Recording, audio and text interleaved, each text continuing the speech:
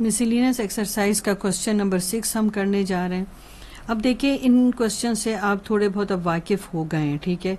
अब अगर देखिए आपके पास दो एक्सप्रेशन है, दोनों ही क्वाड्रेटिक आपके पास एक्सप्रेशंस हैं, वो दोनों साइड बाय साइड पड़े हुए। अब ऐसा नहीं कि हम दोनों को मल्टीप्लाई करने लग जाएंगे, ठीक है।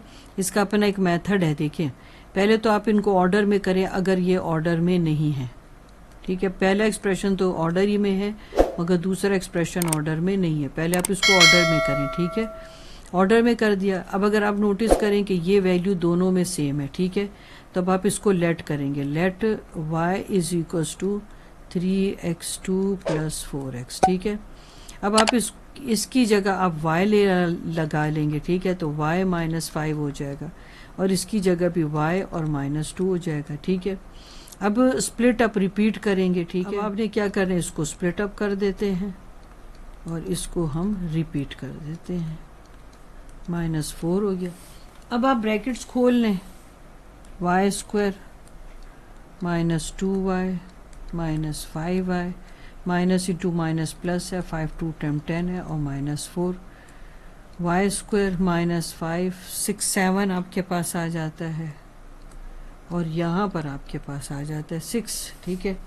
ऐसे कर लेते हैं कि हम यहीं पर यहाँ पर जो है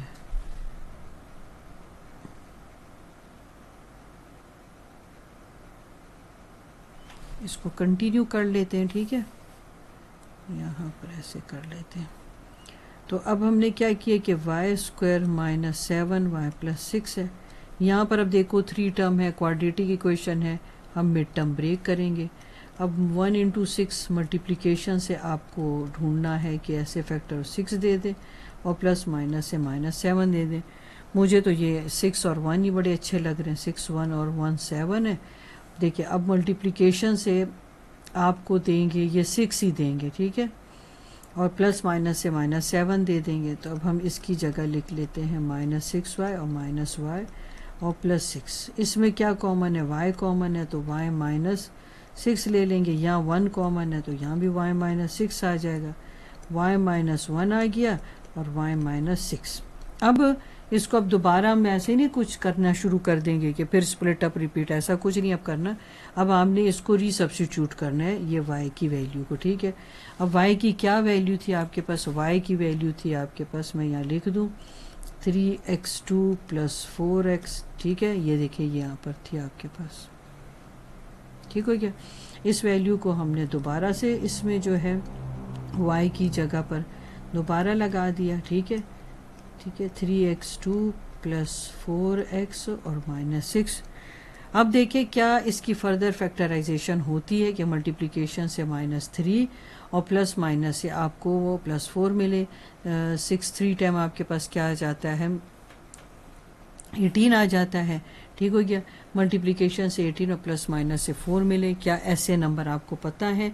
अगर आपको पता है तो आप ऐसे फैक्टर्स अगर आपको मिलते तो आप इसको कंटिन्यू करें और अगर नहीं मिलते तो यही पर आपका आंसर है। मिसलिनियस एक्सरसाइज का क्वेश्चन नंबर 7 है, ठीक है। हम उसी तरह क्वेश्चन को डिस्कस करेंगे। फैक्टराइजेशन की फर्स्ट टाइप कुछ कॉमन है। देखिए ना तो नंबर कॉमन है ना कोई वेरिएबल कॉमन है। फिर 3 टर्म्स हैं तो क्या फार्मूला अप्लाई कर सकते हैं। फार्मूला के लिए फर्स्ट और लास्ट वैल्यू का परफेक्ट स्क्वायर होना लाजमी है। 2 परफेक्ट स्क्वायर नहीं है, 3 परफेक्ट स्क्वायर नहीं है। अगर m4 n4 है तो उससे हमें कोई फ़ायदा नहीं है क्योंकि नंबर का भी परफेक्ट स्क्वायर होना मस्ट है, ठीक है। फार्मूला भी अप्लाई नहीं होता। अब रह गया आपके पास मिड टर्म ब्रेक। चलो हम मिड टर्म ब्रेक करते हैं। अब 2 को 3 से आप क्या करोगे, मल्टीप्लाई। अब 2 को 3 से आपने मल्टीप्लाई किया, ठीक है, तो 2 × 3 -6। अब मल्टीप्लिकेशन से आपको -6 चाहिए और प्लस या माइनस से आपको +1 चाहिए। आप कहते हैं कि 1 किधर है, तो मैं फिर आपको बता दूं, जब भी किसी नंबर के साथ कोई नंबर, किसी वैल्यू के साथ कोई नंबर नहीं होता तो वो नंबर 1 होता है। तो अब देखिए सबसे अच्छा तो मुझे यही 3 और 2 ही लग रहा है। देखिए +1 भी दे रहा है और मल्टीप्लिकेशन से -6 भी दे रहा है। अब 2m4 आ गया आपके पास, +3m2 n2 और -2m2n2, क्योंकि मिड टर्म ब्रेक है तो जो मिड में वैल्यू है आप उसके वेरिएबल साथ लेंगे, ठीक है। अब एक वैल्यू, एक पेयर ये बना और एक पेयर आपके पास ये बना, ठीक है। ये देखिए, एक पेयर आपके पास ये बनता है और एक पेयर आपके पास ये बनता है। अब देखिए इस पेयर में क्या कॉमन है। 2 तो कॉमन हो नहीं सकता, ना 3 कॉमन हो सकता है, क्योंकि कोई ऐसा टेबल नहीं है जिसमें 2 और 3 दो एक ही टेबल में एग्जिस्ट करे। या m4 है या m2 है, यानी m दोनों में एग्जिस्ट करता है, मगर कौन से m को लेंगे? जिस m की पावर कम हो। 2 तो अंदर ही आ गया ब्रैकेट में, ठीक है। 4 में से एक 2 चला गया तो m2 आ गया, ठीक है। अच्छा 3 भी ऐसे ही आ गया, m2 कैंसिल हो गया तो n2 आपके पास आ गया। अब माइनस साइन कॉमन लिया, अब 2 और 3 ऐसा कोई टेबल नहीं जिसमें 2 भी हो 3 भी हो, तो इसलिए हम नंबर तो कोई कॉमन ले नहीं सकते। माइनस साइन कॉमन ले सकते हैं क्योंकि यहाँ पर आपके पास +2 है, तो आपके पास ब्रैकेट में पहली वैल्यू का पॉजिटिव होना लाजमी हो, तभी ये होगा कि अगर आप माइनस साइन कॉमन लेंगे। अब m तो दोनों में नहीं है, n दोनों में है, वो भी हम n2 कॉमन ले लेंगे, ठीक है। माइनस माइनस प्लस हो जाता है। अच्छा n2 कट गया तो आपके पास 2m2 आ गया। देखिए इन दोनों ब्रैकेट्स की वैल्यू सेम आनी चाहिए, ठीक है। अब देखिए माइनस इंटू माइनस प्लस आ गया, ठीक है। 3 अपनी जगह पर आ गया, n4 में से n2 कट गया तो आपके पास n2 रह गया, ठीक है। फिर भी मैं आपकी आसानी के लिए फिर बार बार कह रही हूँ कि अपने मेंटल मैथ्स वाला काम करना है आपने, क्योंकि उसके बगैर आप का बड़ा टाइम वेस्ट हो जाएगा। ये फैसला तो आपने कर लिया कि m2 कॉमन है।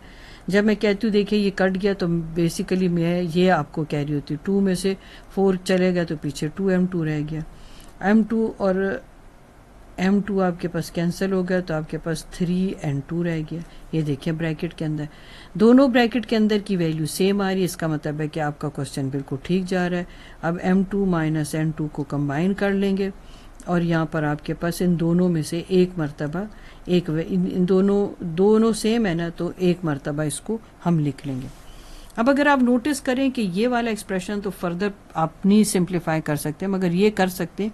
देखिए अब बार बार करके आपको तो फार्मूलाज खुद ब खुद ही याद हो जाते हैं ना। देखिए अब ये a² माइनस b² है, तो इसका मतलब एक मरतबा माइनस में और एक मरतबा प्लस में।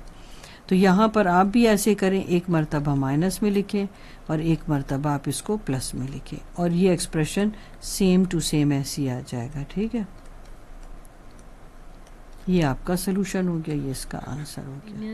एक्सरसाइज 4 का क्वेश्चन नंबर 8 हम करने जा रहे हैं। अब देखें x4 तो परफेक्ट स्क्वायर है, मगर 56 y4 परफेक्ट स्क्वायर नहीं है। तो जब इस तरह का आपके पास क्वाड्रेटिक इक्वेशन हो, एक परफेक्ट स्क्वायर हो दूसरा परफेक्ट स्क्वायर ना हो, तो फिर तो हमारे पास एक ही रास्ता बचता है कि आप फर्स्ट वैल्यू के कोफिशिएंट को लास्ट वैल्यू के कोफिशिएंट से मल्टीप्लाई कर दें। आपके पास -56 आ गया।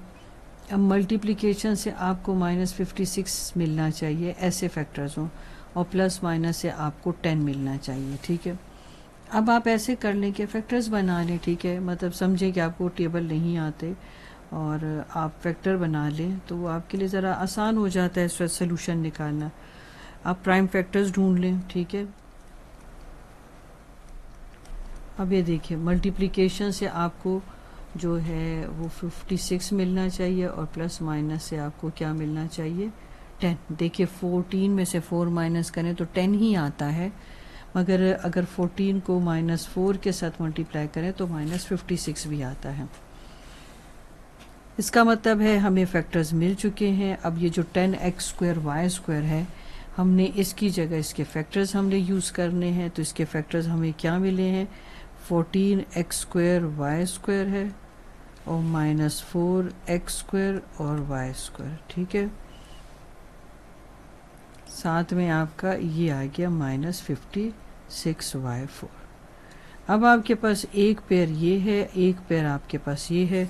अब इस पेयर में आपके पास क्या चीज़ कॉमन है वो कॉमन ले लें। इसमें देखिए साफ ज़ाहिर है कि इसमें तो x2 कॉमन है, एक x कट गया, यहाँ पर x2 आ गया, प्लस 14 ये x2 कट गया तो ब्रैकेट के अंदर y2 आ गया। अब ऐसे कर लेते, 4 कॉमन ले लेते, माइनस साइन कॉमन ले लेते हैं और y2 कॉमन ले लेते हैं। मैंने आपको क्या कहा था कि ब्रैकेट्स के अंदर की वैल्यू सेम आनी चाहिए, मतलब आपने अपने जहन को इतना अलर्ट रखना है कि आपने ये फैसला एकदम से लेना है। देखिए मुझे यहाँ माइनस नहीं चाहिए, मैंने माइनस कॉमन कर लिया, तो माइनस माइनस प्लस 4 4 से कट गया, वाई वाई से कट गया, तो यहाँ पर आपके पास एक्स स्क्वायर रह गया, माइनस इंटू माइनस प्लस आ गया। 4 के टेबल में कहाँ पर 56 है, जब आप ये फैक्टर बना रहे थे देखिए यहाँ पर आपको साफ दिखाई दे रहा है 4 14 टाइम 56 है। वाई 4 में से y2 एक कैंसिल हो गया, तो आपके पास y2 रह गया। दोनों ब्रैकेट्स की वैल्यू सेम आई है और इसको हम कंबाइन कर लेंगे, इसका मतलब एक क्वेश्चन आपका ठीक जा रहा था। और ये जो दोनों फैक्टर सेम है, इसमें से एक मर्तबा आप लिख लेते हैं। अब देखिए ये तो प्लस साइन होने की वजह से ये फर्दर प्रोसीड नहीं होता, मगर ये फर्दर प्रोसीड हो जाता है। ये कौन सी आइडेंटिटी है, ये फार्मूला है ए स्क्वायर माइनस बी स्क्वायर का। अब मैंने क्यों एम्प्टी ब्रैकेट बनाई, ताकि आपसे गलती कम हो, ठीक है। तो अब ये ब्रैकेट के अंदर की वैल्यू एक मर्तबा आप माइनस में लिख लें और एक मर्तबा आप प्लस में लिख लें,